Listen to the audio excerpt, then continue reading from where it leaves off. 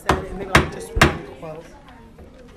I'd like to call the Winton Woods City School Board of Education meeting to order for Monday, November 24th, 2014.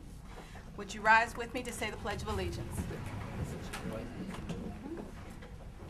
I pledge allegiance to the flag of the United States of America and to the republic for which it stands, one nation, under God, indivisible, with liberty and justice for all.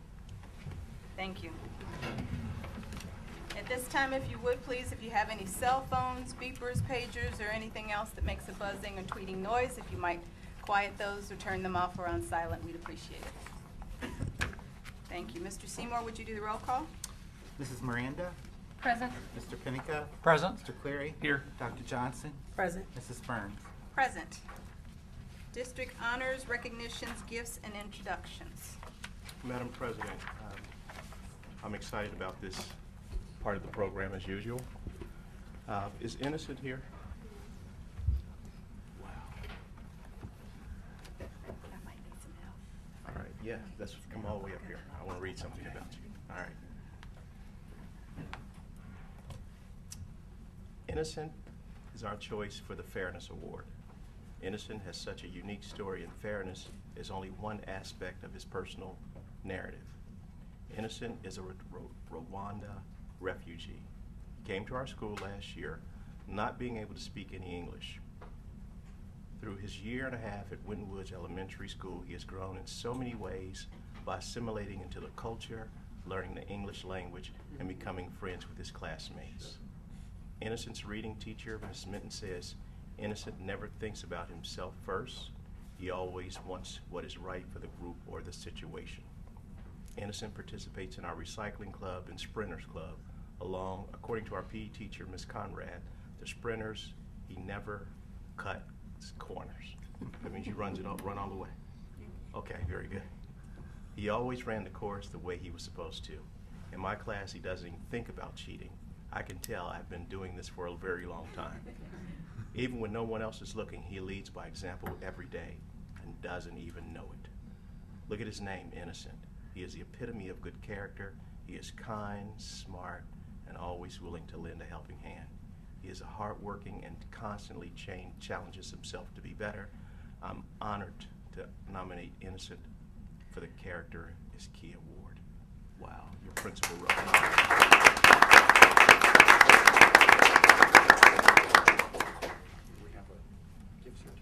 Gift card for you?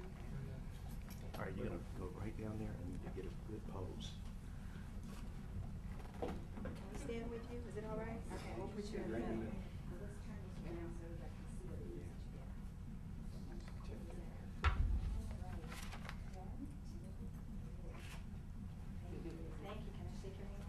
Thank you.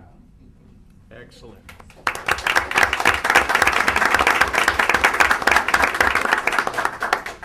The next award is the Gold Star Kiwanis Student of the Month Award for Sarai Dean. I know you. I'm strip, still Yes. waiting for it. Yes, thank you.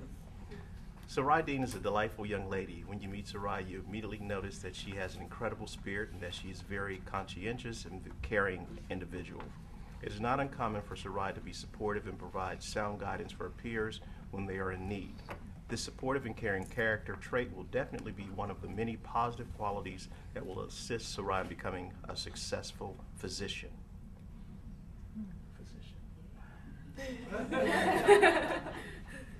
Sarai has also put in countless hours as a devoted student. Currently, Sarai is ranked 5th in our 2015 graduating class. Listen to the GPA, folks, 4.050. All right.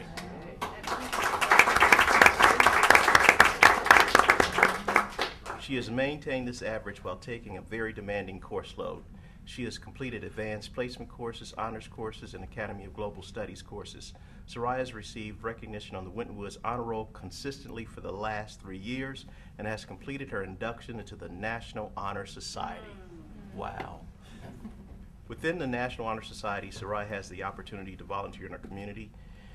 Soraya has volunteered for Matthew 25 Ministry on several occasions, packing products and clothing to be sent to third world countries. These experiences have broadened Soraya's worldview to encompass more than just Cincinnati, Ohio.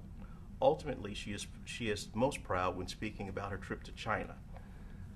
Soraya lights up when she discusses how her time serving as a biology teacher to 10th grade students in China, biology teacher, wow, in her 10th grade students in China affected her and her students, as well as the experience in general being able to study the Chinese culture and language.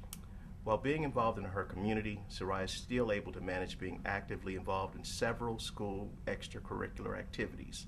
During her years here at Winton Woods, Soraya has been an active member of marching band, pep band, symphonic band, varsity golf, key club, and served as a student ambassador. There is no denying that Soraya is a well-rounded young lady.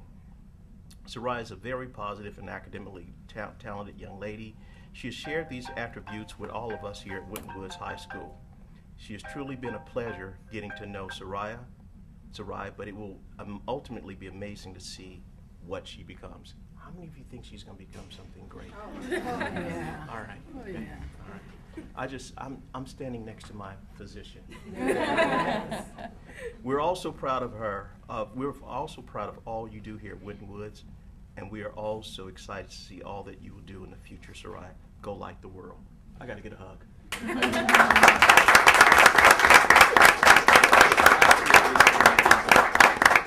So yes, she is our Gold Star Kiwanis Student of the Month winner. Yes. Thank you. Congratulations. Good job. Thank you. Congratulations. Ooh, thank you. Feels a little inferior. I don't think I had a GPA like that. Get you in the middle. Oh, okay.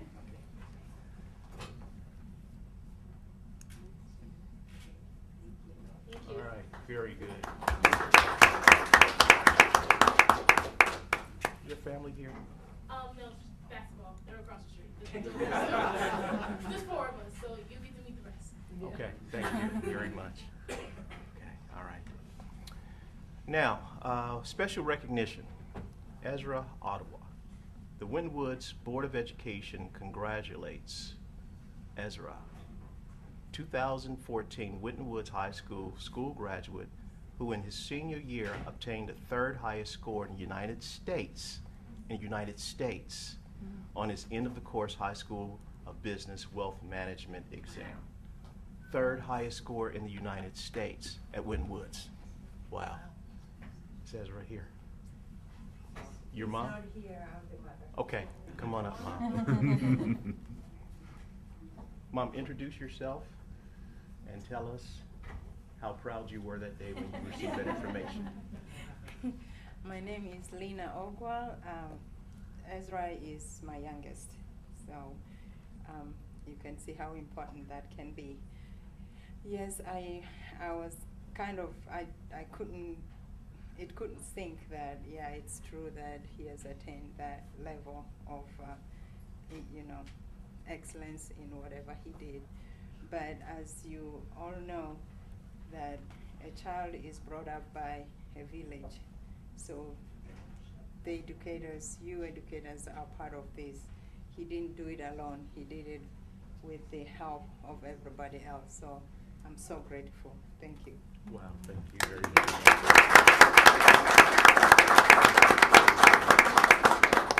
Thank you. So on behalf of the Winton Woods City School District Board of Education, we want to present the certificate to Ezra in special recognition of his achievement. 3rd highest score in the United States. And United of course- States. of course, High School of Business Wealth Management exam. His outstanding accomplishment has brought distinction to the family, community, and the school district. Thank you again. And Mom, one other piece. Where is he right now? He's at Ohio State. Okay. Still pursuing the same business. Fantastic. Very good.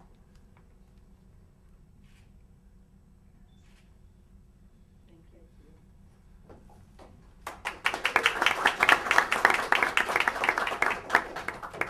Ms. Burns, I could do these awards like all night.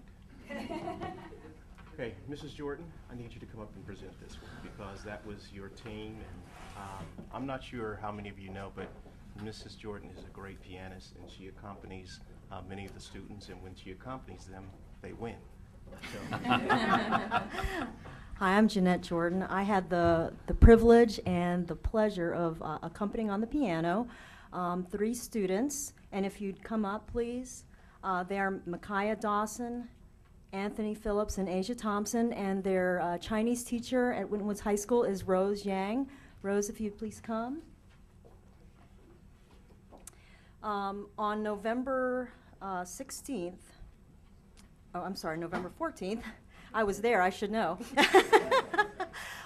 We went up to Miami University in Oxford, competing against 15 other high schools, and these 3, well, one of them's missing tonight, couldn't be here, but they performed the song The Olive Tree in Chinese in the Mandarin dialect, and they placed first. So we're very proud of them, and to Ms. Yang for her hard work with the students. So thank you. What place was that again? First place. Okay. First place. Yes. Rose.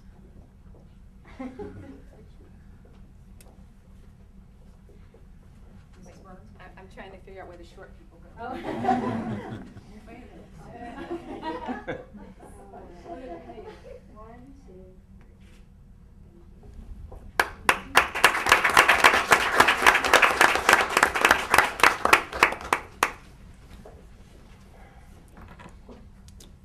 Our next award is presented to our very own Miss Miranda.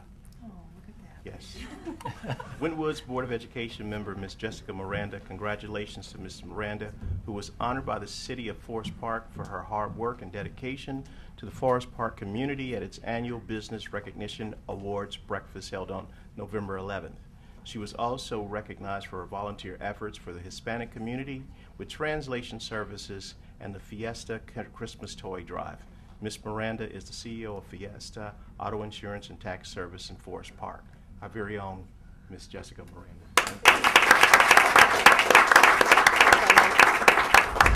If I may, thank you. First of all, I'd like to thank the City of Forest Park for this wonderful honor. It's a privilege. Also, since he mentioned the Fiesta Christmas Toy Drive that is going on, if you would like to donate Christmas gifts, toys for children between the ages of 2 and 12, that would be preferred. You can drop those off at the City Building, City of Forest Park, or at Fiesta Insurance. Thank you very much. Thank you very much.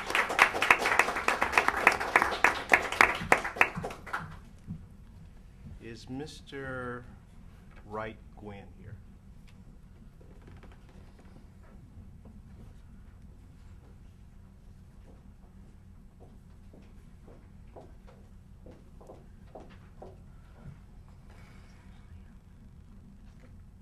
Zach Jones.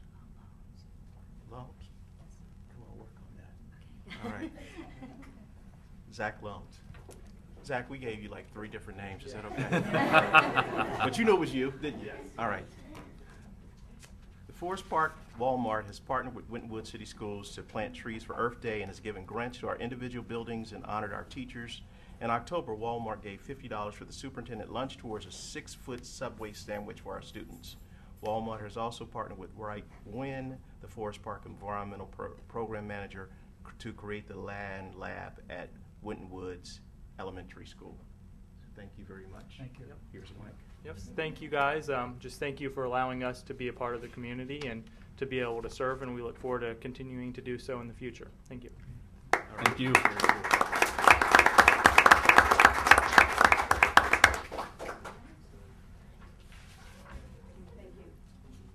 Zach, when we come in Walmart, we want to see that somewhere.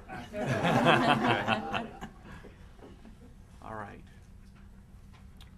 Ohio School Board Association 2014 Media Honor Roll Award.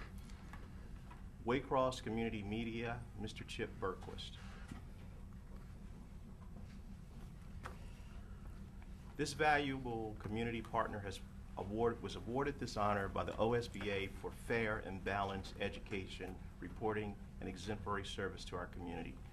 One other thing I want to say about this award, when people are writing about schools and education, sometimes they don't write what you say. they put their own spin on it. I would tell you that what we say and what we do is exactly what you put on paper and what you show the media and what you show the public, and we appreciate that very much. Thank you for keeping it genuine and honest and true. Thank you. Thank you, sir.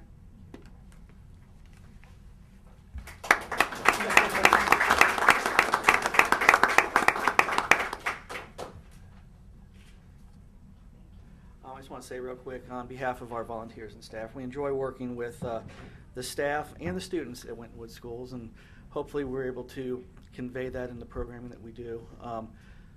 Our Winton Woods Update Show, which hopefully you've seen some segments of, that's the show that we get into the schools. We took it out of the studio last year. We actually get into the schools, interview the students, and kind of see what they're doing.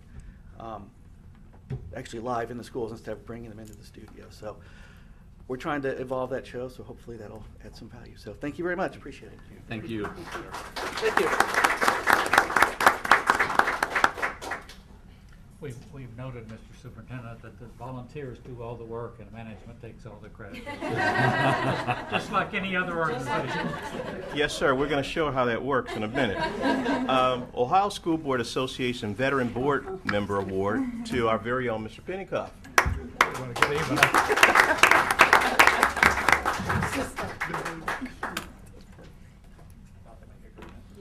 Now, this is what you call dedication. Winton Woods Board of Education member Mr. John Pennycuff was honored by the OSBA on November 12th in Columbus, Ohio, for completing 25 years of service as a school board member. Wow.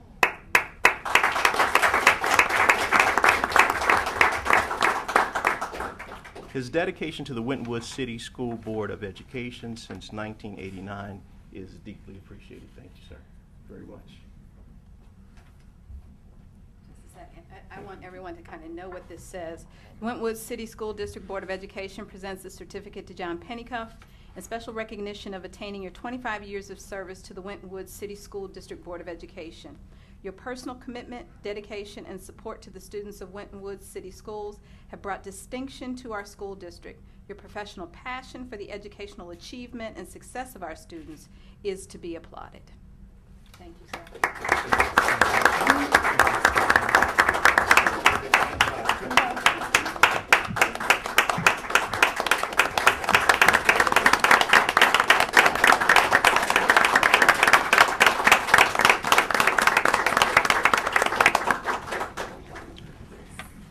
Mr. Lones, when we mentioned that we expect to see that award in your store, John, when we visit your house, we expect that to be on your wall.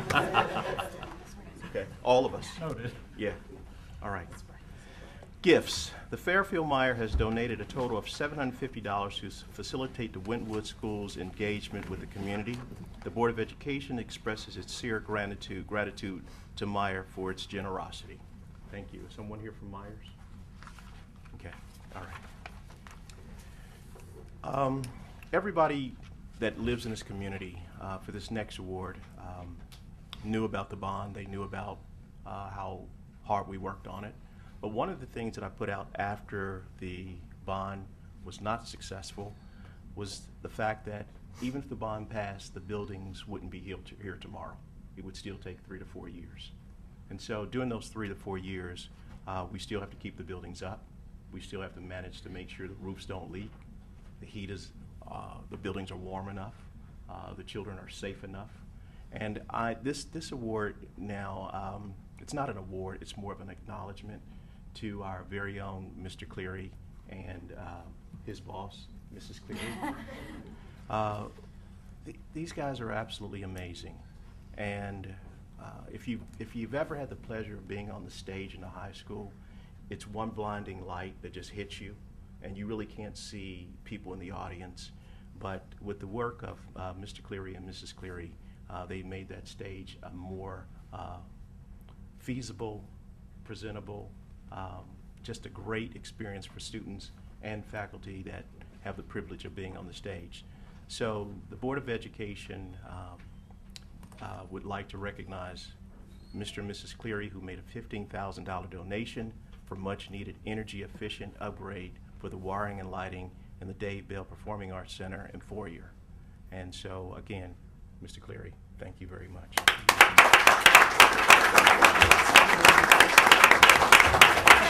get a picture with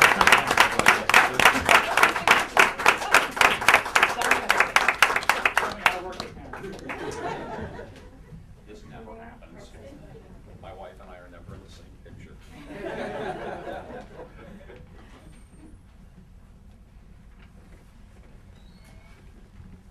I'll do one more as she says.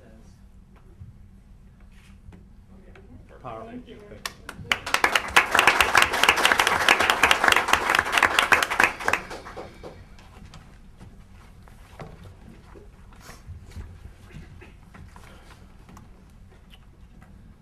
Madam President, can I deviate a little bit? Absolutely.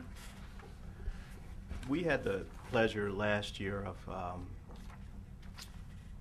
I went to the board and we wanted to fund young people having an experience that they'd never had before, going to the Model UN conference. And we want you to see what that investment looks like. So we're going to have several young people come up and introduce yourself before you speak. And you are going to tell us about your experience and why it was worth the money.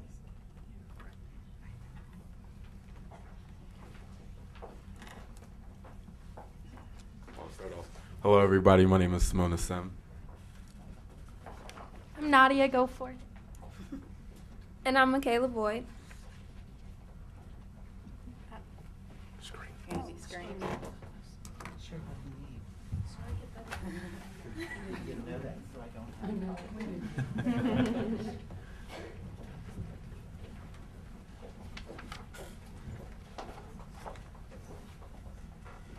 And I just wanted to introduce these three wonderful young adults here. I'm Josh Omstutz. I'm the Model UN advisor at our high school. And just a little bit of a background information. Model UN started at the high school. It was just a group of kids who were interested about global issues, who wanted to do something about it. They wanted to learn more about the issues, debate about them. So from 2 years ago to now, our program has grown from about 8 students who are just interested in the world around them to now, in my opinion, one of the best Model UN programs in the southwestern region of Ohio, where we've attended competitions in Chicago, and we were so gracious enough to get approved to get funded to travel to San Antonio last year, and we hope to do the same this year. So just wanted to say that I could not be more proud of our members on our Model UN team. It truly is a privilege to be able to be their coach, to be their advisor, and everything that you see today and here today is all them, just so everyone knows. So thank you so much. Without further ado, our Model UN team. Okay, so I just want to start off by saying thank you for inviting us here and giving us the opportunity to present to you, and so we can show you all the things that we explored as we went on our travels and on our journey. I just want to say thank you. We'll start off by letting you know about exactly what the Model UN team is. The Model UN team, we're a group of students that we meet sometimes before school and after school. Before school meaning before 7:10 in the morning, and for 6 a.m. also. So we're a group of students. We just meet after school, and we're part of the Model UN team. And what we do is that we assume the roles of different people that actually work in the real world as different delegates from countries in the actual United Nations, and we put ourselves in the role that they actually do, and we go around to different competitions. Because you have provided us the ability to do that, we are able to go to different competitions, and we are able to compete as the students from Winton Woods High School. So again, thank you so much, and we'll start our presentation. So I'm Michaela, in case you guys didn't hear me or forgot. But the picture you see on the back of this PowerPoint is actually a picture that we took while we was in San Antonio. This is a picture of the Alamo, and while we was there, we was like, we gotta take a picture of it. It's so beautiful. And we actually got to go inside on the first day that we got there. And so I just thought that was a cute picture that we could put up there for you guys to see. And the reason San Antonio was beneficial to us was because it helped us learn parliamentary procedure, which parliamentary procedure is just a type of way of how the real United Nations gets to say how they feel and what they think they should do about certain problems, including LGBT rights, Ukraine crisis, ISIS.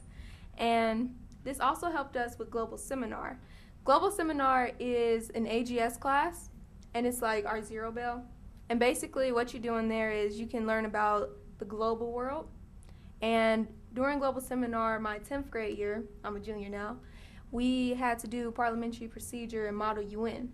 And so it was good to come to Global Seminar and already know the procedure and be able to help out other students so that they would understand it too. Because starting off, I understood it well and I was getting good grades, but some of the students were like, I really don't understand this and I really wish that they would explain it more. But, you know, it was so many of us that we couldn't exactly go, the teachers couldn't go and individually teach every student.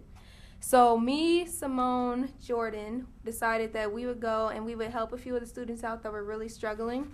And you'll see in the next few slides how their grades improved from that. Now, San Antonio is also beneficial to us because we got to meet other kids from around the world. There was a few schools who came and they were actually from Mexico. And I know the girl that I was with, she was my ally, I guess you could say. She was actually from, I want to say, the actual Mexico City. And so she actually had like really good knowledge on human trafficking and stuff because she said that sometimes they heard it on the news. So this was also good because it opened our eyes to how it was like in different countries. Also, this opened our eyes to how other kids our age are able to view the world. Some of them don't exactly have like the same rights as us, or they don't have the exact same feeling of different issues like we do. And we also got to meet kids from other states, and it was interesting to see that even people from other states thought really different from us. And it was different to kind of be near other people who had the exact same problems that we had, but they also had totally different problems. Like, they had the same problems where it came to like school and grades, social issues, but when it came to some of the other issues, we had, say, at the time we was having a lot of snow and stuff, environmental. And California, where that summer they had been going through a drought. So it was really kind of nice to get to see each of the states, the people from different states, how they were able to incorporate stuff for the environmental section. There is like different committees. You had like environmental, you had human rights, just different committees like that. And so last year we had 11 students that went on the trip. And this year we want to take 15 students with us. And we think it would be really beneficial for especially the sophomores who are going to have to do Model UN and Global Seminar.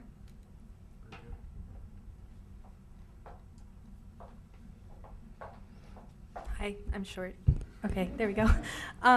So a few weeks ago, on November 8th, 15 of our team members traveled to Chicago. I feel it necessary to explain to you what we actually did because I feel like it expresses the extreme commitment that really comes from the members of our team. I'm actually the president of the team. So November 8th, we traveled to Chicago and back within the same day. So we were here by 4 a.m. to get on a bus to drive 5 hours to Chicago to compete for another 8 hours-ish and then drive 5 hours back all in the same day because we wanted to go that bad. And 3 of our members actually won awards in Chicago. They were recognized for being the best delegates and outstanding delegates within their committees, and one of them was actually a new member who was not familiar with the competitions. So, Chicago was a really great experience, and we can't thank you guys enough for helping us get that funding to go because it really gave each student that was a part of it a new experience and it exposed them to what Model UN is really about. We really, really, really, really want to go to San Antonio because it's even bigger than Chicago. And last year, on our first competition ever, we had one student also win an award. And we really made a mark there. And we're really making the name for Winton Woods stand out wherever we go. And Chicago was just a really great experience to get our kids used to what we're trying to do and the things that we're trying to become familiar with. So is San Antonio helpful for students? Absolutely it is. Parliamentary procedure is really hard to learn actually, which I didn't discover until this year with Mr. A trying to teach it to me, but it's actually really hard to learn how to do. So it exposes students to this new kind of way of running things. And there's also so many things that you learn while you're at these competitions about the world around you that you wouldn't normally think about. There are so many different countries that I know I never even heard of before I attended one of these competitions. And to not only hear of them, but to learn of their perspective and what their people would think was really an amazing thing to do. And as Michaela mentioned, we also got to meet people from all over the world. Like Mexico was very unanticipated. We didn't expect for people to be coming from that much of a stretch. And we got to see how other different schools were working. So I know we had a lot of late nights hanging out with kids from other schools after we were done competing, and we got to learn about the things that they're doing from where they come from.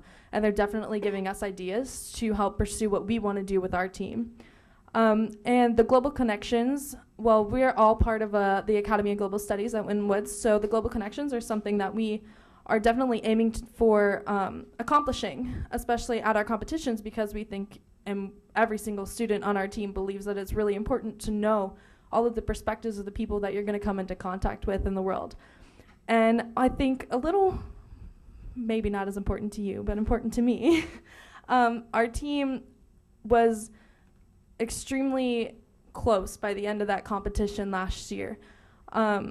I don't think I've ever been a part of a school activity where I felt like my team members were my best friends, even though a few months earlier I had never even met them. And I feel like that's really important. There was a connection between everyone, despite what grade you were in, or if you've done Model UN before or not. We really developed this bond that didn't have any barriers through this competition, and that was really, really cool because there's not a lot of school activities that really are able to create that. And we also learned about other college opportunities, like the possibilities with international business and relations and things like that.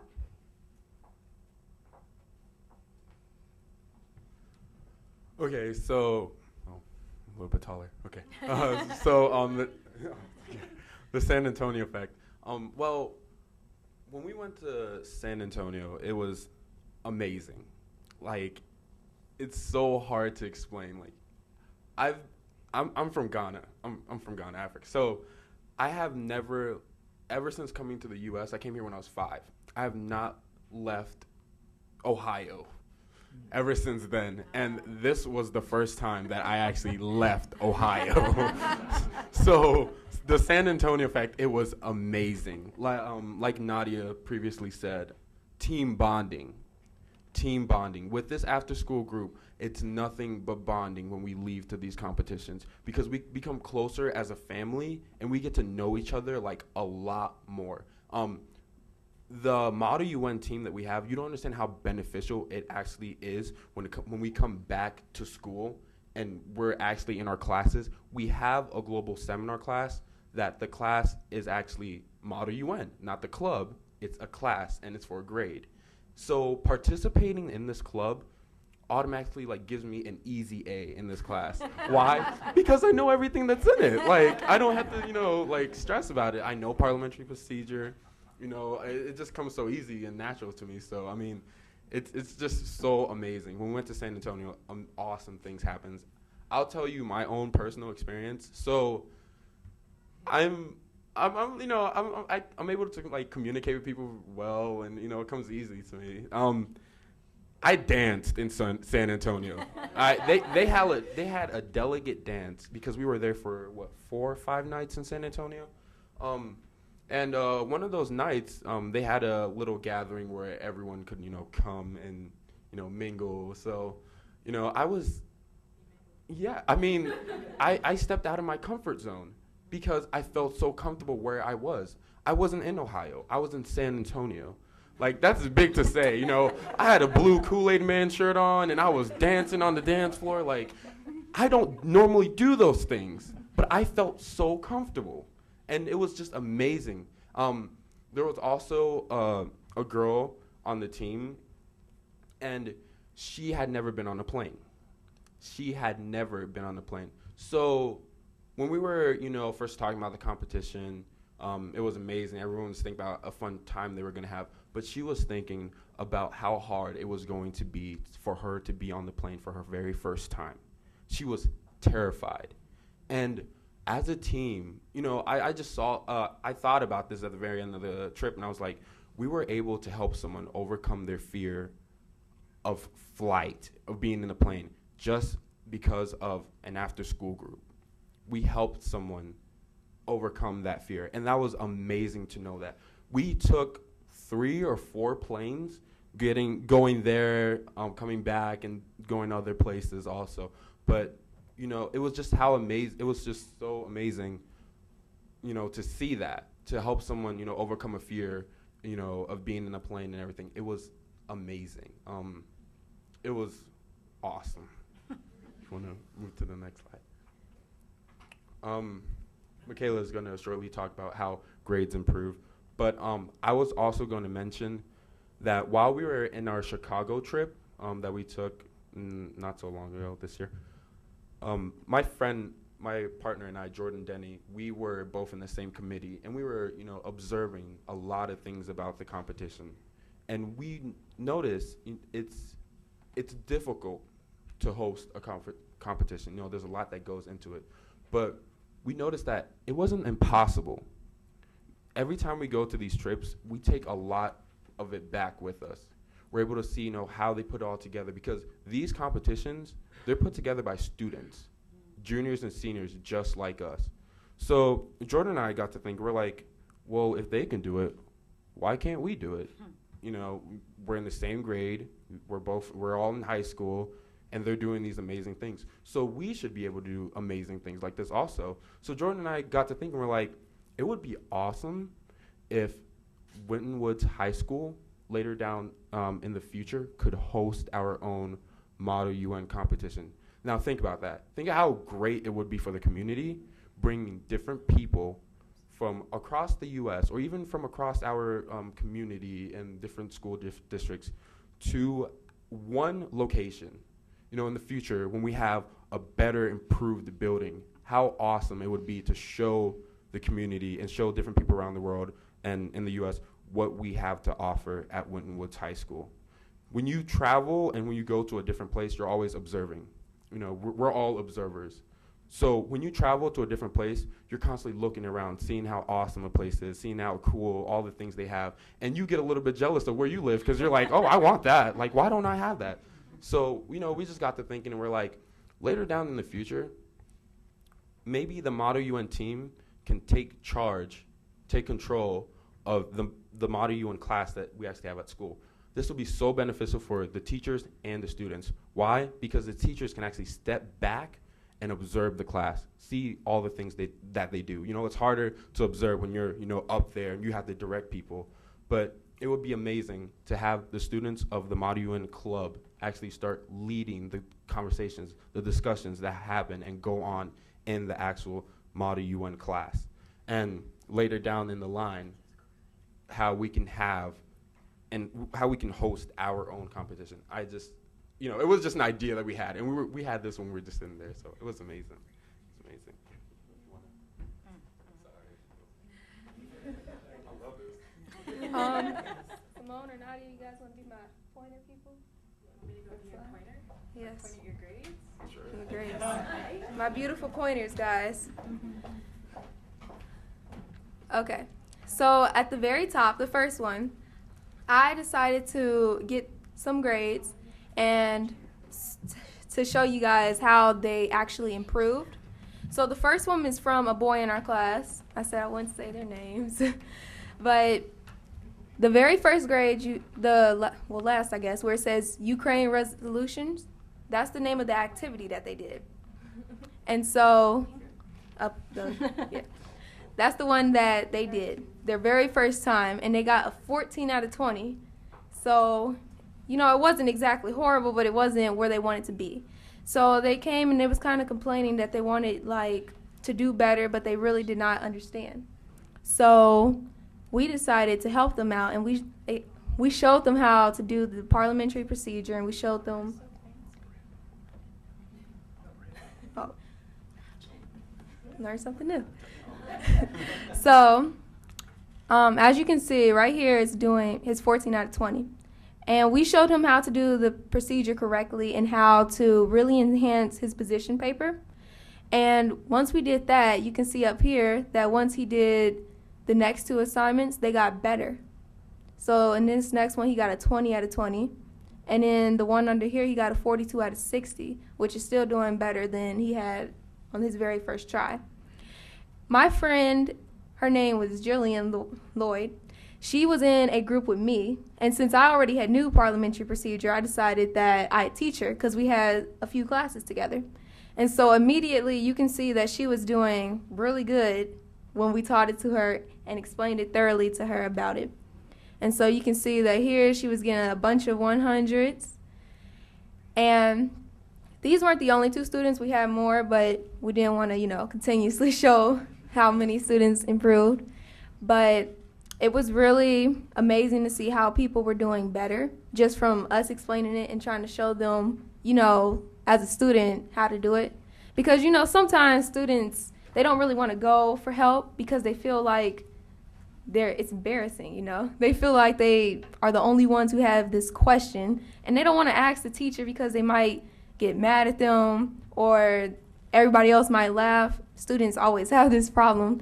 But when it's another student explaining it to you, you feel like, they understand where I'm coming from. They can answer the questions, and they can really thoroughly explain it to me, especially when it's like, a friend.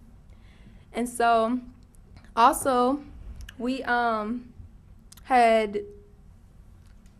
in American Studies class, this one's just like social studies, we had to write different papers about certain countries back in it would be like 1900s. And just from Model UN, we could actually go back on what we had already learned from doing so many different countries. We had like Canada, Bangladesh. We were able to give good summaries and have background knowledge already. So I thought that was pretty cool. I don't have the mic, but so the conclusion of the trip. These pictures we actually took ourselves.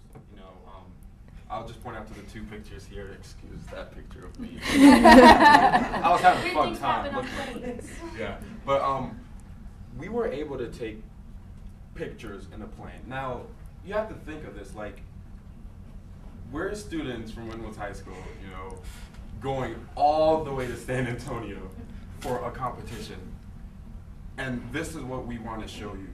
We have proof. We documented it. We did.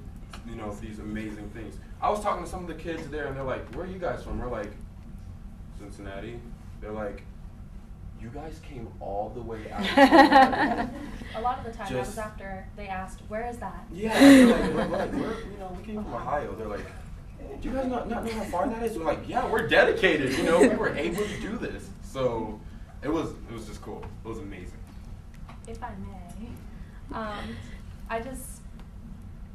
I've been a part of this team too since it started, and I know it might seem like, oh, they have big dreams, but if anyone can do this, it's our kids. They've really been able to show how amazing that they really are just through what they've done, and this team is no different.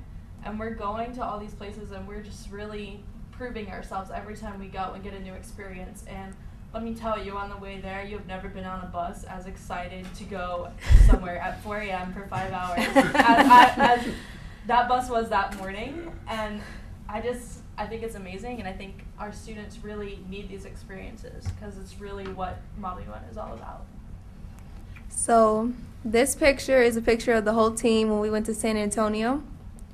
And this is a picture, this is the hotel, and right here you can see the river. And they had actually just finished cleaning the river, and so it was nice to see the before and after. Before it had lots of trash in it and stuff, and after they cleaned it, it looked beautiful. And it was the river walk, wasn't it? Yeah. It was the river walk right here, and here you can see that they decorated the wall. And right here is where we actually got our awards. And this was an auditorium. It was really beautiful. And the seats were comfortable, had cushions. It was really nice to be there. And like Simone said, this is us on the plains. I saw this and I was like, that is so beautiful, Simone. Take a picture with my phone. So what I got out of this personally was that before I came to Winton Woods High School, period, I had never really looked at anybody else's perspective, per se. And when I first joined AGS, it made me look at different people's perspectives. Once I joined Model UN, I was looking at different countries' and states' perspectives. How would this affect me if I was in, say, Colorado, or if I was all the way in Iran, or different places like that? And I think it's really helped me with, like, different classes, especially on, like, essays where you have to look on different, like, persuasive essays. They ask you to look at your opponent's point of view and argue what they might have to say. This actually helped me with that because I had, like, a stronger sense of how to look at other people's perspectives besides my own. Well, for me, I moved into this district when I was in the 10th grade. And for anyone that knew me, you know, I didn't talk like at all. And now I'm standing up here doing this, so if that says anything, I can talk in front of people now. And I know I definitely wouldn't be able to talk with the confidence or, I'm not going to say grace because I'm definitely not graceful, but I wouldn't be able to talk as well in front of people and really tell you how much this really meant to us if it weren't for this team. And it has the potential to really change the path of students' high school careers, and for me it's opened up a lot of doors and even changed what I want to do with my life. So All right, very good. That concludes our presentation. Thank you.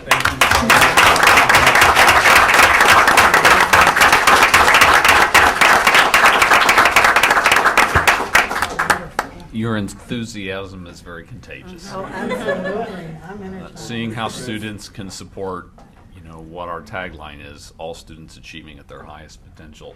Your examples of mentoring and being courageous, maybe where you're not used to being in front of the public speaking, should be commended. You did an excellent job.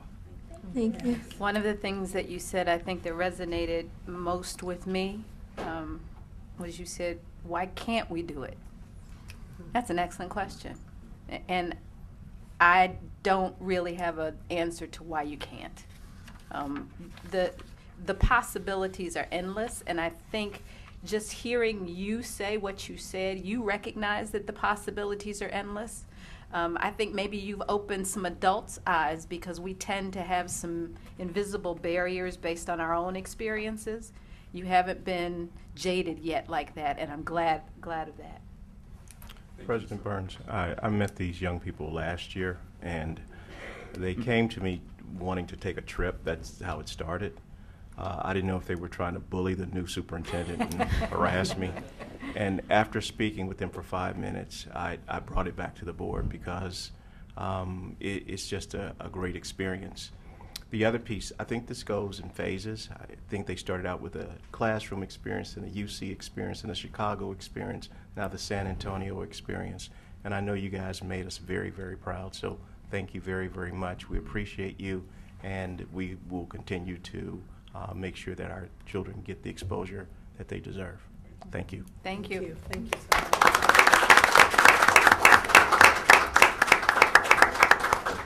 Recognizing that we've made a slight shift, thank you, in the agenda, we will recess for about 5 minutes for those of you that want to go home and do homework.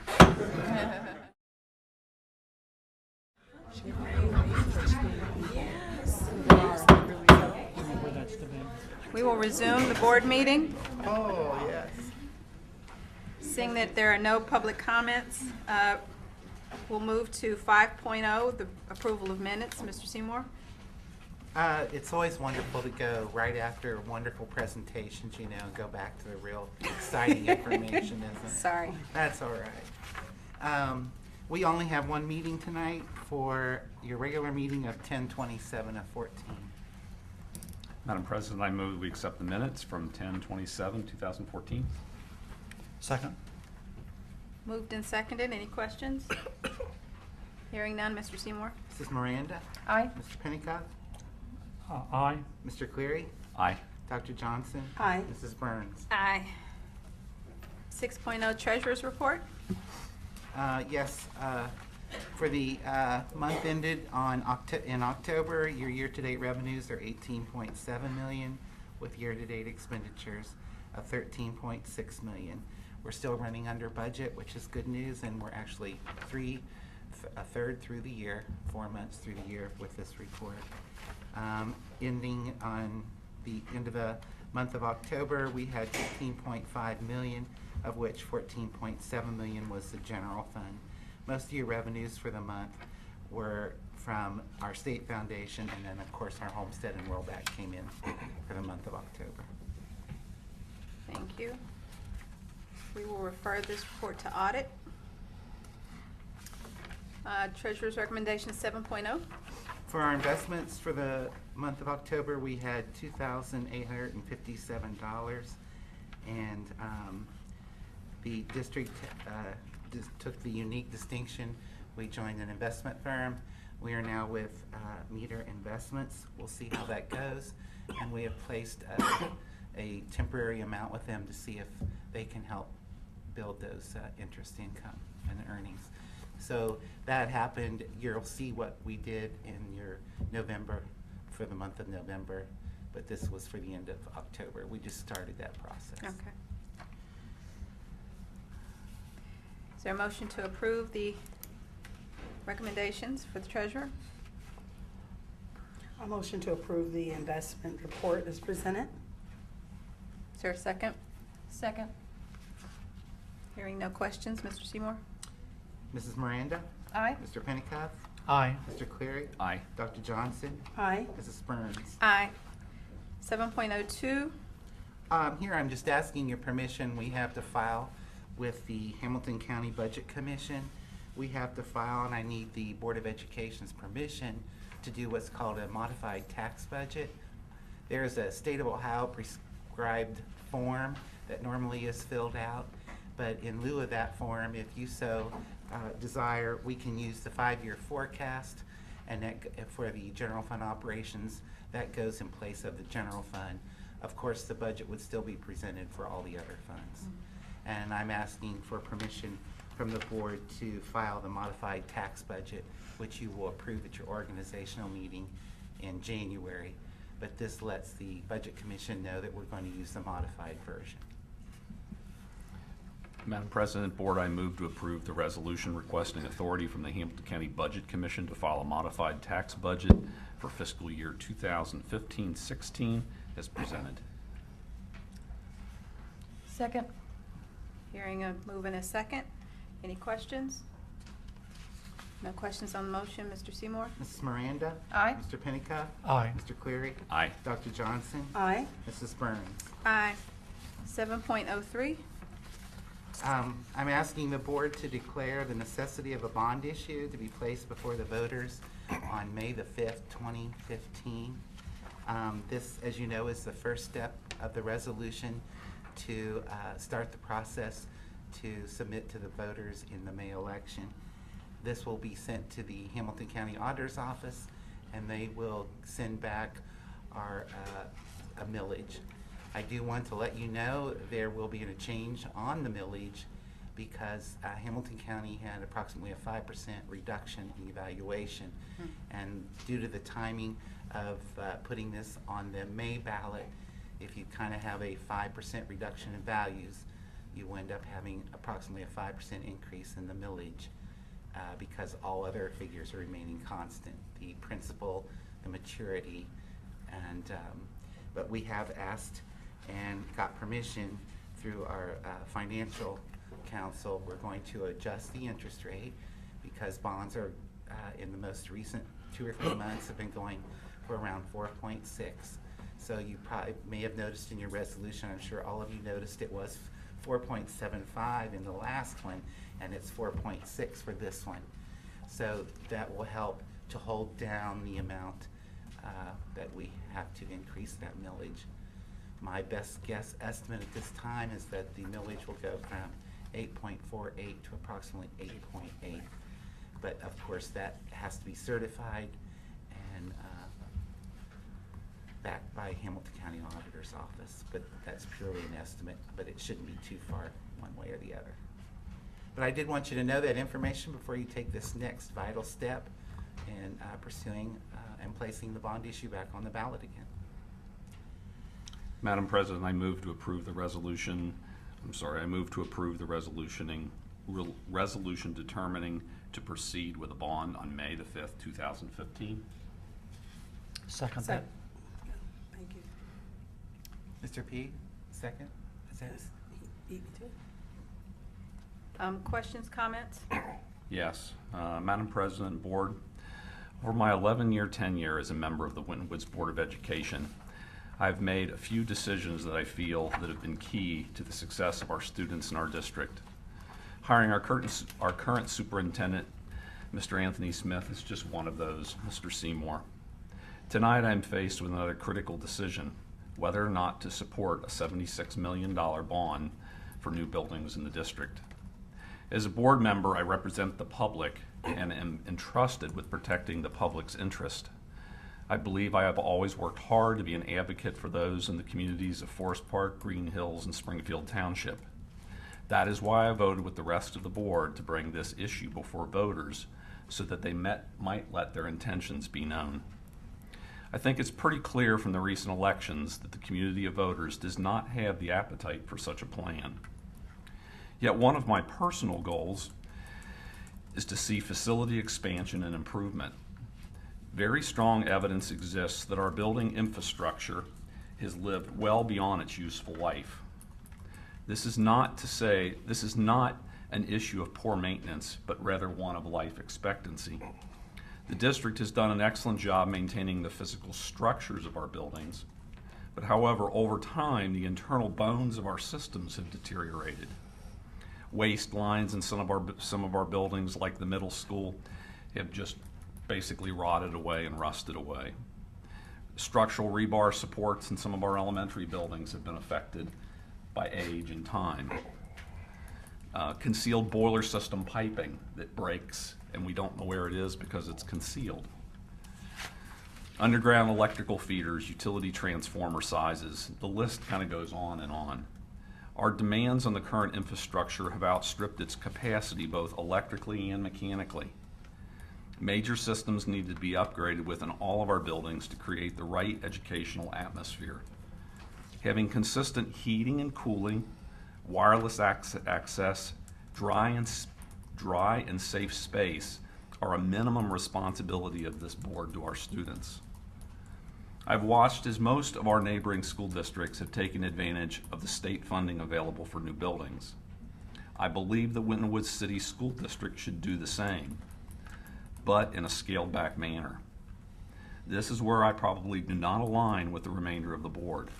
I do not believe that now is the time to bring this request back to the community for a vote.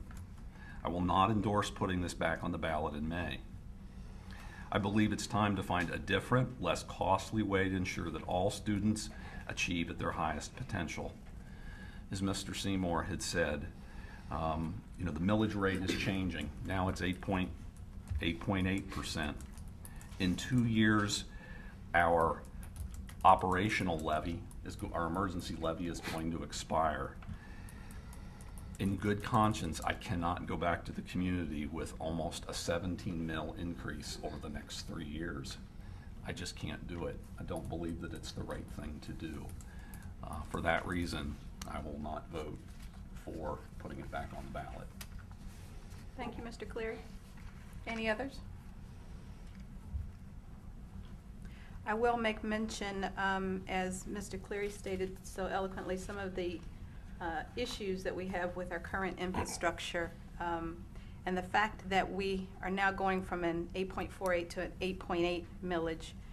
I think that what we've seen between November and now is that the cost of living keeps going up, and it's not going to go down. My particular view is that to continue to wait will only incur additional expenses, and at some point, if Ohio decides not to provide us with the additional funding, this community may be faced with paying 100% of whatever the cost may be to do some infrastructure changes. Additionally, as the voters gave a 57 to 43% decline on this budget and this bond request in November, I'm moved by the fact that it's 43% that said yes, not 3%, but 43%. And I have to couple that with the response that I received in at least 2 of the 3 community feedback forums that I attended, in which many people stated, I didn't know about this before, which made me question how well we had gotten out into the community to present the information. So for those reasons, I will intend to vote for the additional voting and give the community a better opportunity to make the request and their feelings known. Any additional comments? Hearing none, Mr. Seymour, will you call the roll? I'm sorry, Mr. Pendergast? Yes, I wanted to say something in case no one else wanted to go ahead. Hearing none, I'll want to get my comments on the record. Okay. First, I wanted to thank the 3,670 people who voted yes a couple of weeks ago. That was, given the nature of our campaign, the lateness in starting, not getting to all sections of the community, as you just mentioned, that was sort of an amazing turnout, given all the other realities of the vote a couple of weeks ago. Our needs have not changed. If the bond issue had passed 3 weeks ago, it would still take 3.5 years for new buildings to materialize. So at this point, I'm fairly excited about our current momentum and our support. In the meantime, we do remain focused on student achievement while we invite more stakeholders to join in our vision of preparing for students who are not yet born. The buildings that we use today were built in a hurry during the rapid growth in these communities of the 1950s and the 1960s. When these buildings were built, we had no students with disabilities. We had no blind students attending our classes. We had no wheelchairs in the narrow hallways. We had no wheelchairs trying to get into restrooms that were not equipped for wheelchair access. We had stairs everywhere. Look at the elementary school. Several of you are veterans of that building. There are steps every place you turn around. Getting from one level to another is an all-day chore for some of our students. We've put in some small elevators here and there, little pneumatic elevators that take forever to get from one floor to another. We have retrofitted some assist on some of the stairways. We can't, at this point, we can't find the spare parts. They're no longer being made. These assists take multiple people to help one student get from one floor to another. When our schools were built, our poverty level of our students was below 2%.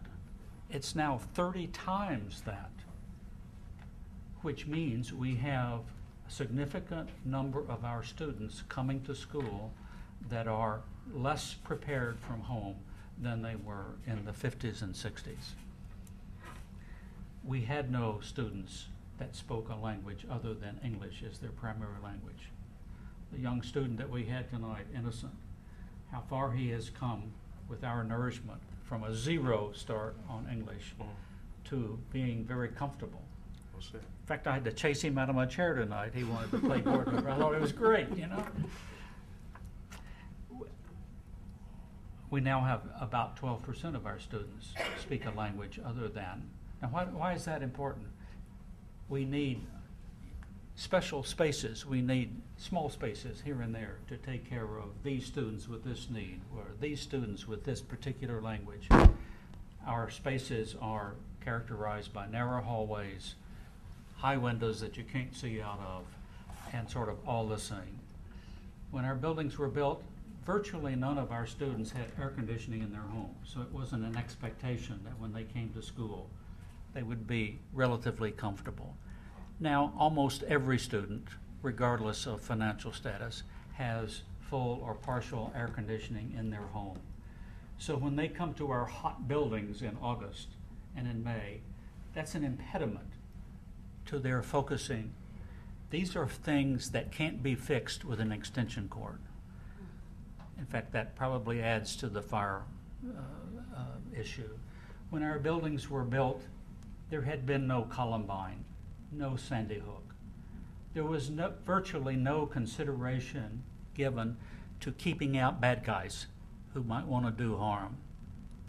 Those kinds of things can't be fixed with another bucket of paint or another gallon of tar on the flat roofs.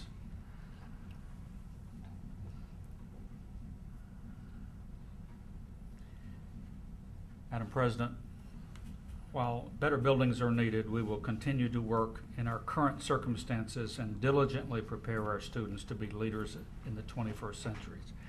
Our students are worth it, our community is worth it, and our staff is worth it. Madam President, I intend to vote in the affirmative for this resolution. Thank you. Thank you, sir. Excuse me, Madam President, I'd also like to add to that there are victories that come through struggles, and that while the ultimate goal may not have been met, the momentum that was gained while on the journey cannot be overlooked, and the percentage of people who did vote yes. And there's a shifting in the atmosphere. There is a shifting in the atmosphere. And the Winton Woods City School District, and I want to encourage folks in the community to come out, to share their views, to listen, to participate, we haven't lost our vision to say that we want academics first. I will always want academics first. I've been teaching for over 30 years. Academics always is going to be the top, but the buildings need to be changed. And I welcome the community to join the shift in the atmosphere, catch on to the vision that we want the best for our students. When my son comes home and tells me that they couldn't have class in the biology lab, but he doesn't even feel uncomfortable about it, that's a problem, because they've gotten used to mediocrity. If I had a flood in my basement, would I fix it? I would make sure that something got done about it. We can't keep putting a Band-Aid on these buildings, you know? So I just welcome the contribution from the community. Come out, listen, share, you know, become a part of what it is that we're trying to do. There are going to be struggles on the journey, but you can't overlook the fact that part of those struggles, that's part of the success. If you never fail, you never get to success. So guess what? I intend to vote an affirmative. Thank you, Dr. Johnson.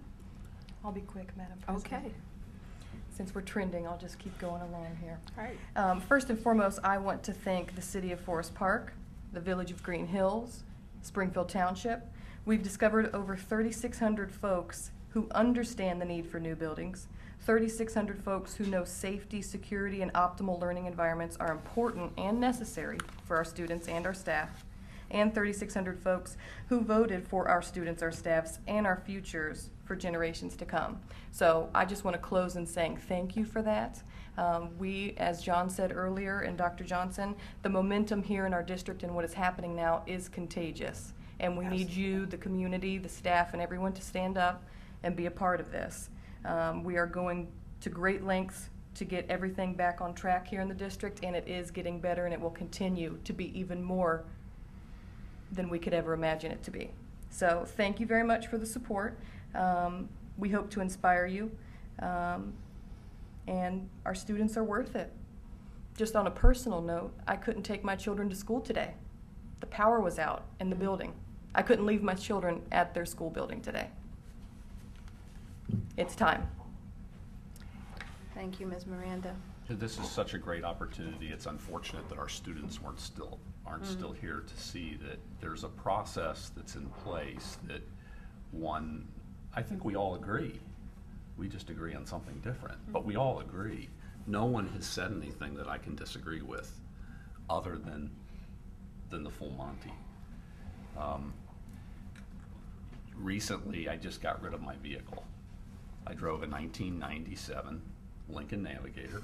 It had 320,000 miles on it. It was kind of the joke among many of you and my friends. I drive this old beater. Well, I drove it until there was no life left. There comes a tipping point with an asset, whether it's a building or a vehicle or a tool, that you can't keep investing back into it. I don't think that we've reached that at this point. I agree with what everyone has said. 16 mils or 17 mils or 18 mils, however it comps out, the community just, I don't believe that the community has an appetite or an understanding, because we haven't had really good dialogue at this level to understand what 18 mils looks like, or whatever, 16 mils to 18 mils, wherever that is. If we did, our perspective may be completely different. We do have a lot of economically disadvantaged folks in all three communities. 16 mils is asking a lot from them. Do I think our district is worth investing in? Yeah, I got my checkbook out. That's more than what 16 mils would ever be. And I'm not saying it because that's about me. I'm saying that I'm committed to what we're doing here. But we're really pushing the edge of, wherever the edge is, I think we're there and we're well over it. However the vote turns out, as we have in the past, when one or two of us disagree, we still ante up and do the work. I will not work against this. I just wanted my opinion known. And we thank you. That's part of the process, so thank you. Having heard all questions and comments, Mr. Seymour, will you call for the vote, please? Sure. Mrs. Miranda? Aye. Mr. Pennycup? Aye. Mr. Cleary? Nay. Dr. Johnson? Aye. Mrs. Burns? Aye. Thank you. Reports of the superintendent, moving to 8.02. Madam President, there are 6 reports of upcoming school events and also the BLT minutes in your packet. But I would like to turn your attention to one event that's going to happen in the high school tomorrow. I had the pleasure of coming to my first trip to Winton Woods, seeing the National Honor Society induction program. It was absolutely phenomenal. And to see young people light the candle, make the vision, have the vision, and make the commitment about being academic all-stars. We do a lot about athletics. We do a lot about plays and events, but this is all about the academic strategies that's why we're here. And I would really welcome the rest of the team to let the young people know what you believe in, because attending the National Honor Society ceremony is a great event. So that's tomorrow at 9 o'clock at the high school. I completely agree. I was in attendance at that last year with you as well, and though it was not as widely attended as a football game or Yes. something of that nature, it was monumentally important, and so hope to be there again this year. And the students were very, very proud. Yes. Moving on to 8.03, we've placed a chart in your packet for the newly hired certificated staff with their education, training, as well as demographics and the school system that they're in. Also, the colleges are represented as well. So this is information that the board had requested on several occasions. So thanks to the diligence of Ms. Wilson and also Ms. Montgomery. Thank you. And finally, from the superintendent's, superintendent's report, 9.01 personnel schedules. The recommendation is to approve personnel schedules as presented. Resignation, Schedule A, certificated employment B, support staff C, extra duty and supplemental employment D, and scheduled leaves E. Madam President, I move that we accept Schedule A, B, C, and E. There's a motion. Is there a second? Did you leave one out? I did. Purposefully. Okay. Could you repeat for me? Schedule A, B, C, and E. Okay. So you missed D. Purposely? Yeah, I know. I know the Yes. reason. We need I a just- second? Yes. They all sound the same. Is there a second? I'll second. Been moved and seconded. Hearing no questions. Mr. Seymour? Mrs. Miranda? Aye. Mr. Pennycup? Aye. Mr. Cleary? Aye. Dr. Johnson? Aye. Mrs. Burns? Aye. Madam President, I move that the board accept Schedule D of the superintendent's recommendations. I'll second that. Mr. Seymour? Mrs. Miranda? Aye. Mr. Pennicott? Aye. Mr. Cleary? Abstain. Dr. Johnson? Aye. Mrs. Burns? Aye. Thank you. Madam President, if I could. Yes, I'd like please. to comment on that because some folks may wonder that see this on television or up here on the board, maybe don't catch it. My son coaches and occasionally he is in the agenda. He is part of the superintendent's recommendation. He coaches wrestling. And so I just try and avoid voting on that issue. Thank you. Appreciate it. I wanted to comment, that's ethically, procedurally the right thing to do. It made me think of our students who were bragging about their newfound knowledge of parliamentary procedures. Do you know about consent motions? There's all these little wrinkles that trip up bodies from time to time. Thank you. Appreciate it. Mr. Superintendent, 8.02. 8.02. I'm sorry, 9.02. Oh, you threw me off, Madam President. I was going to give you an 8.02. It was going to be made up, though. Sorry. Okay. 9.02, proposal for overnight extended student trip, Winton Woods to Hexham, Germany, March 21st to 31st, 22nd to 31st, excuse me. And the recommendations to improve the proposal for the overnight extended student trip as presented. One of the things that you'll see in your packet, the teachers and the students have been very diligent about what they expect to get out of this trip. These field trip proposals are very, very thorough, and they give you a whole educational flavor of how this is going to be not just a fun trip, but an academic enlightenment. So, thank you. Thank you, sir. Is there a motion? Madam President, I'll motion to approve 9.02 proposal for overnight extended student trip to Germany. Second? Questions? Hearing none. Mr. Seymour? Mrs. Miranda? Aye. Mr. Pennicott? Aye. Mr. Cleary? Aye. Dr. Johnson? Aye. Mrs. Burns? Aye. In addition to that, Madam President, we've started a trend here. One of the things that's going to happen whenever the board approves a trip that young people will attend for educational purposes, they will come back to share. Thank you. I think it's part of their responsibility, and it's part of the responsibility to the community.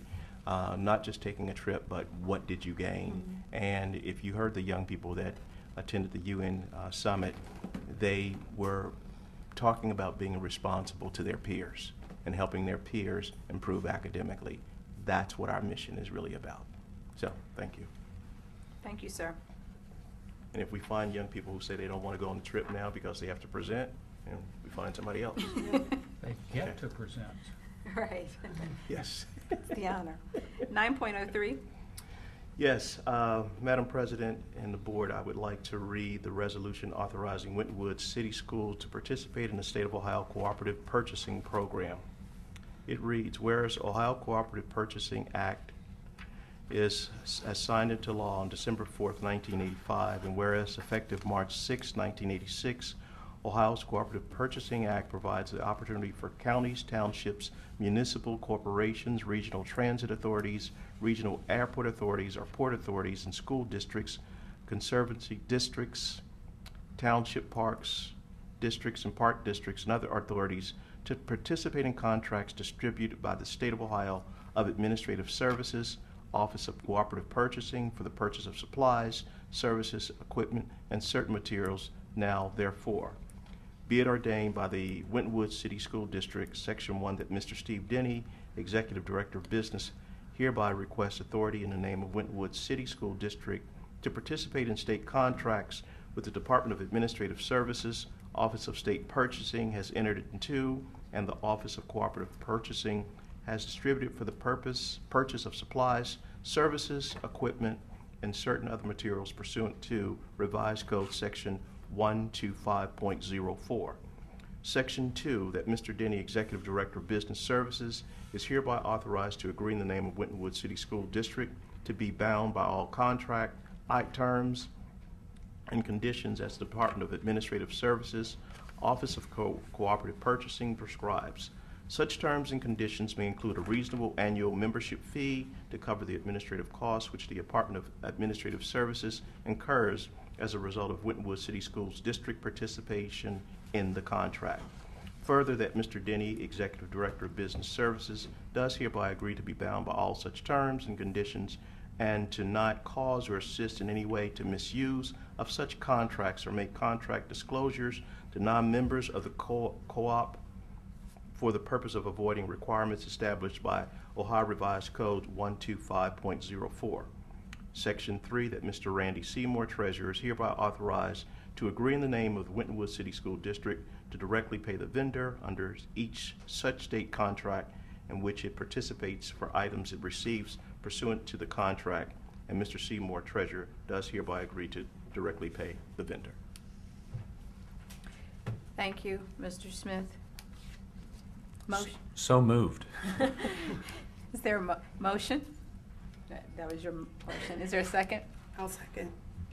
I have one quick question. Is the involvement in the cooperative expected to bring cost savings?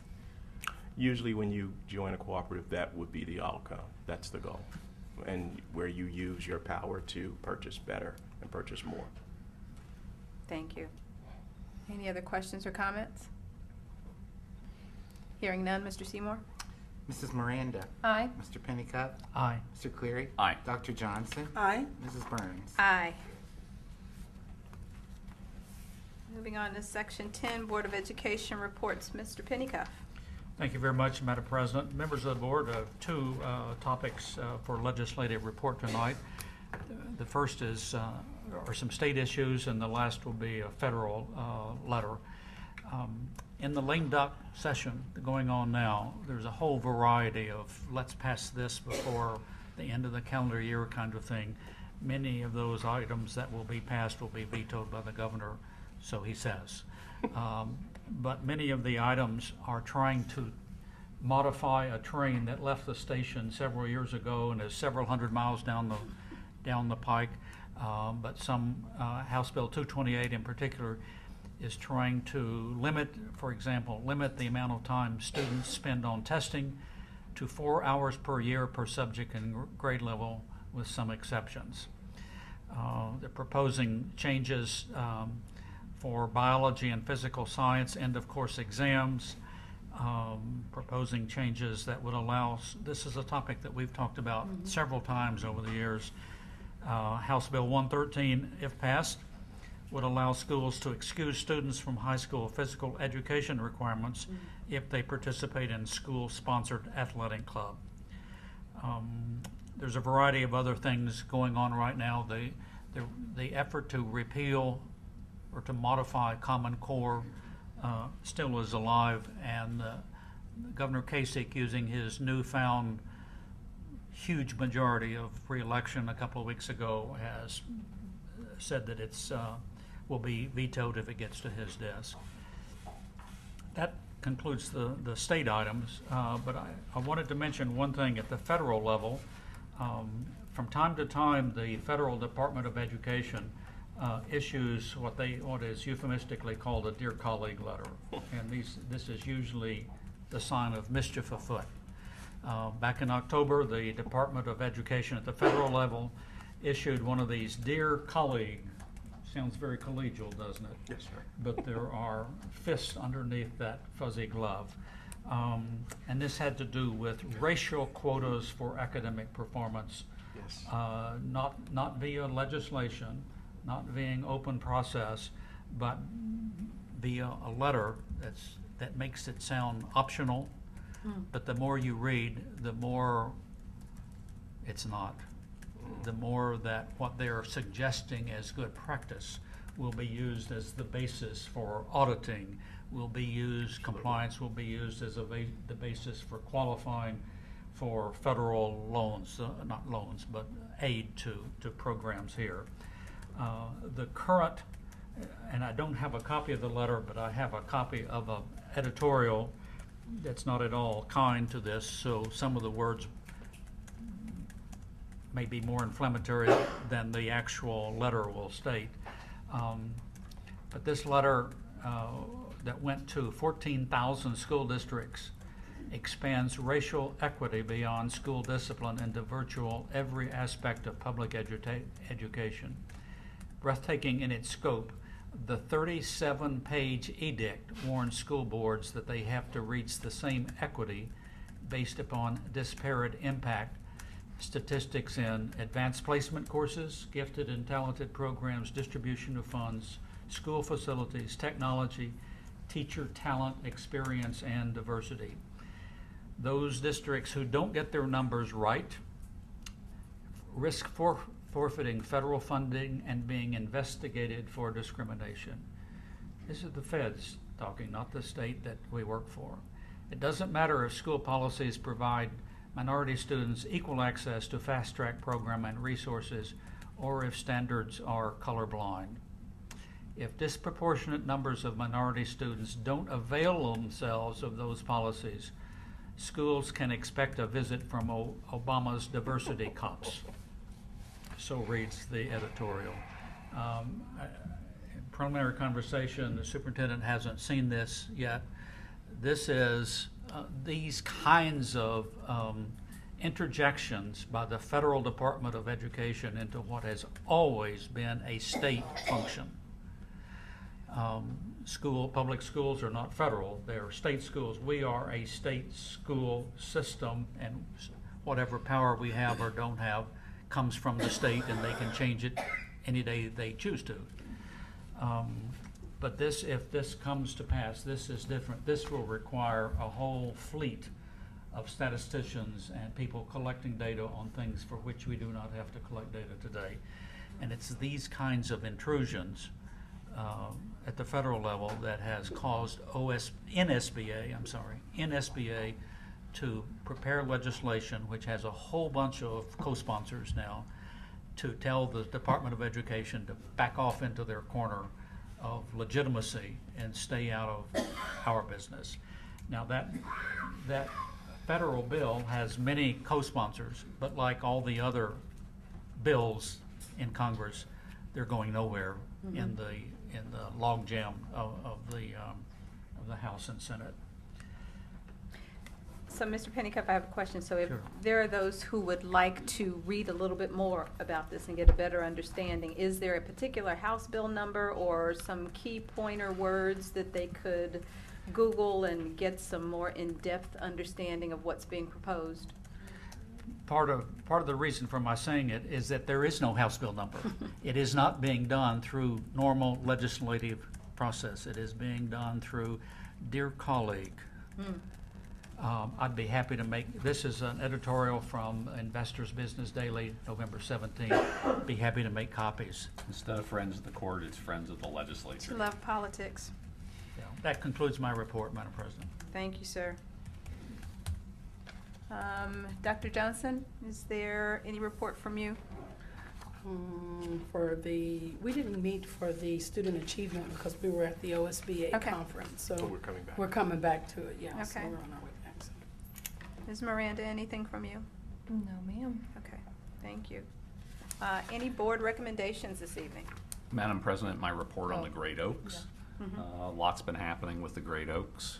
I serve on the Great Oaks Education Foundation. We've been developing strategies for fundraising to support both our young students as well as our second career students that are coming back for retraining. There were about 30 people that came to the meeting. Their foundation has been around for quite a while, but they're just trying to breathe some new life back into it. As well as the Great Oaks is reworking their marketing campaign. They're trying to channel their marketing campaign into the different segmented groups, since they do adult learners and youth learners at the same time. They're trying to change their messages. One interesting thing, or two kind of interesting things I've been able to do is, one, I've kind of taken off something Mr. Smith has started, and that he's been meeting with our individual students out there at the Great Oaks. So as I've been there, if time allows, I've been trying to visit some of our students, and not in a way that they would know I'm visiting them, but I want to go and see what they're doing. Of course, I did one of those, and it was with the Equine Center, and I wasn't quite dressed appropriately, and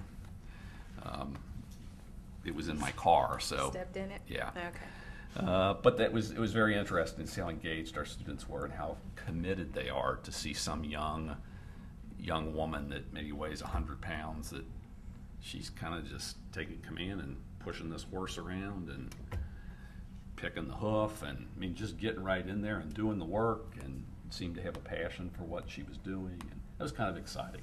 We have a couple students out there involved with the equine certification.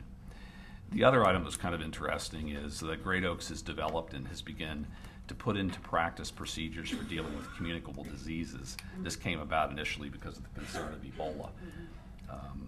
When I look at our emergency plan, it's kind of an interesting document. That's that 10-page document where you see the emergency and then you flip with all the instructions. Well, the Great Oaks has the same type of system as well.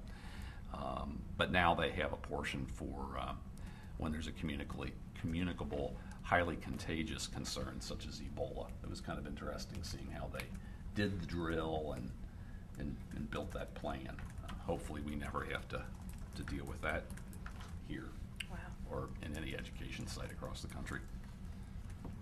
That concludes my report. Thank you. Let's see, we are at, okay. 11.01, any board motions or recommendations? Hearing none. 12.0, comments from any members of the Board of Education or the superintendent. We'll start at your end. Any comments? Yeah, I do have some comments, Madam President. First, I'd like to say that I'm sorry I'm going to miss the National Honor Society program on Tuesday, November the 25th at the high school, because I'm going to be going to West Virginia for a family funeral. So unfortunately, I will have to miss that.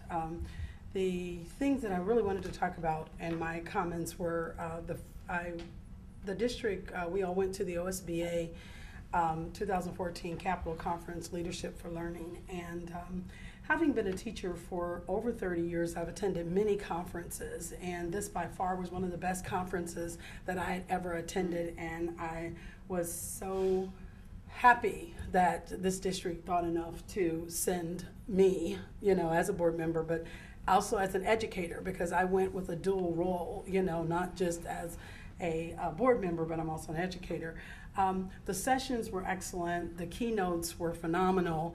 I've already read the 2 books from the 2 keynotes. The one keynote was The Power of the Teacher, and the one was Off Balance on Purpose, and that was Dan Thurman. And while both of them really touched me, the book by Dan Thurman was just amazing. He talked about being off balance on purpose, and how that if you ever really achieve maximum balance, that means you're really marking time, because you take one step forward, you take one step back, or you rock from side to side to achieve balance. But in order to really achieve balance, he went on to explain that it takes that forward motion, and that forward motion, as you lean into the first step, then you take the next step and the next step.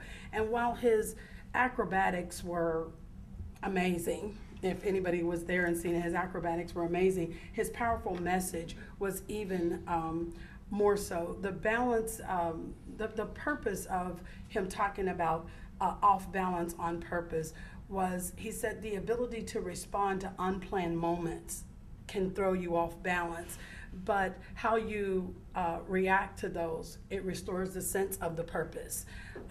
It restores the ultimate goal of what you were really trying to achieve. Overall, of course, Dan Thurman, along with the other sessions I attended, were really amazing, which kind of brings me to my second point, and I did talk a little earlier, and that is about the bond issue that we just voted to put back on the May ballot. The forward momentum that was created in the previous campaign must continue. And this is a situation where we are off balanced. Now we have to embrace the on purpose. And that's what Mr. Thurman was talking about. The board, the community, the administrative team can restore the sense of purpose to the ultimate goal that was originally set. I mentioned earlier about having victory in struggles, and you can't overlook the fact that there were some momentum that was picked up along the way. Dan Thurman also said that we need to seek to discover the answer as the answer continues to grow and to evolve. And to be fulfilled in your actions, you need to be connected to an idea greater than your own personal desires. It's not what I want. It's what the community needs. It's not what I want. It's what the children, the students need. Okay, so it's bigger than me. It's not just about me. I'll just close with this one last thought that I did take away from Mr. Thurman's message. And he says, while we cannot know how many days we will live, we can be certain that each one of them will consist of 86,400 seconds, or 24 hours in a day. What you decide to do with that time is up to you. I encourage the Winton Woods City School community, Green Hills, Springfield Township, and Forest Park to change the way that they, or be the change that they want to see. Superintendent Smith always says, let's work together collaboratively and cooperatively, and it makes a big job seem easier. I appreciate that thought. I thank you for the ability to express my comments. Go Warriors. Absolutely. Very well said. Ms. Miranda, anything from you?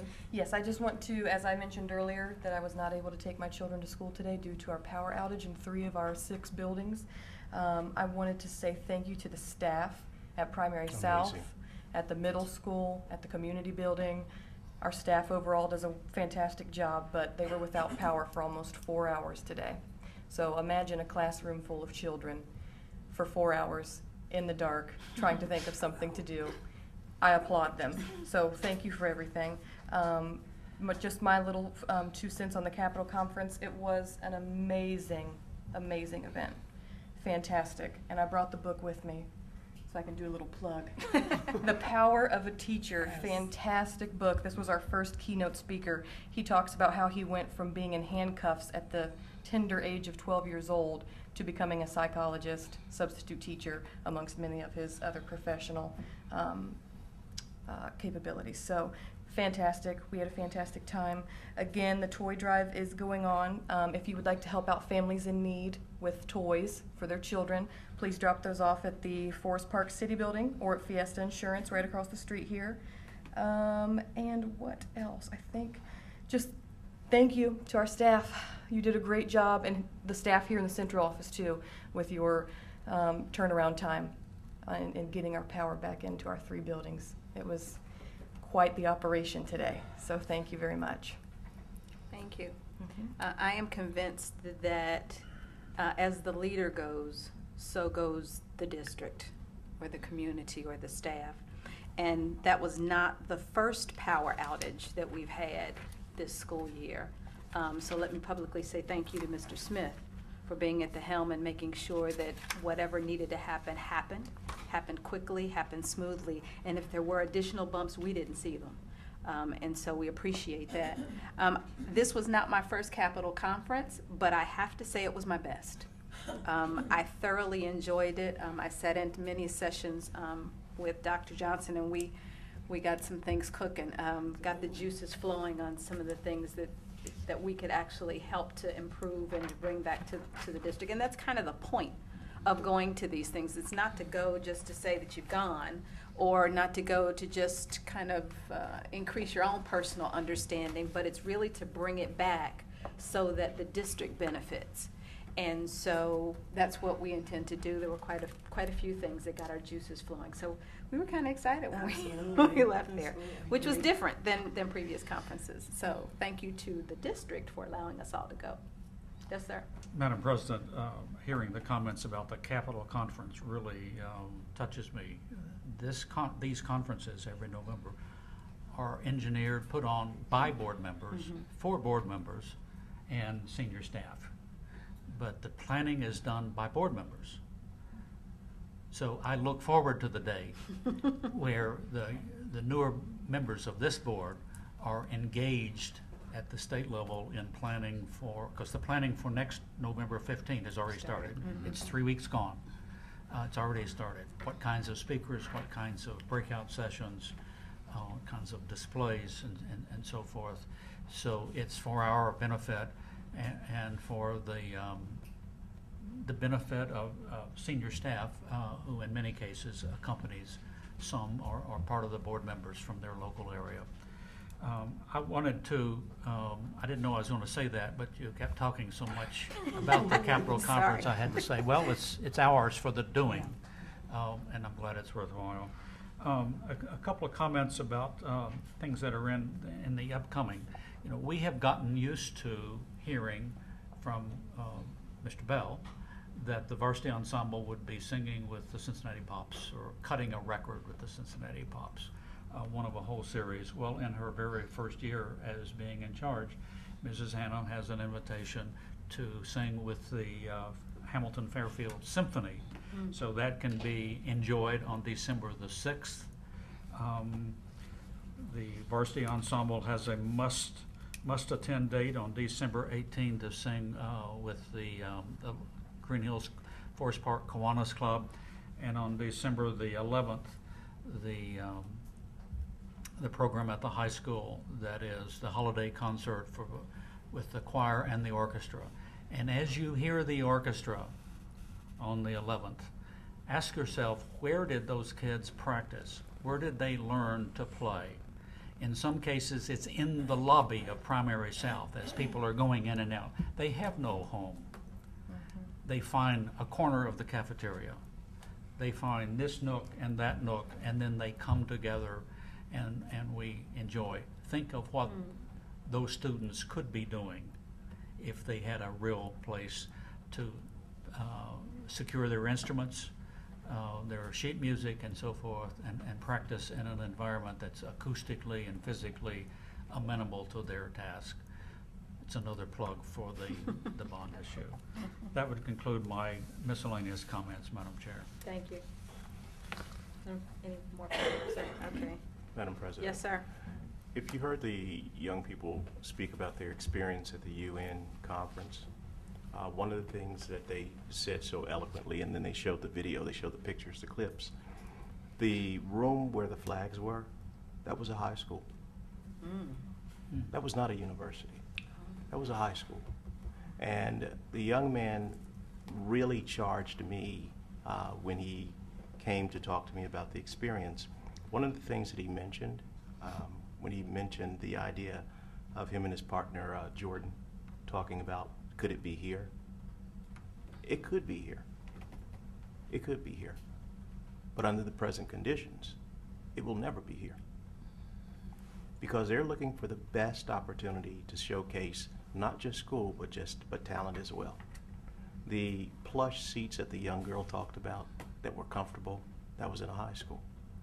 So people think that it's in this faraway place. Well, it's right there in their own backyard. And what inspired me is the students said, why can't we have that? And the truth of the matter is, we should. Thank you. Thank you, sir. Comments to the board from the Winton Woods Teachers Association?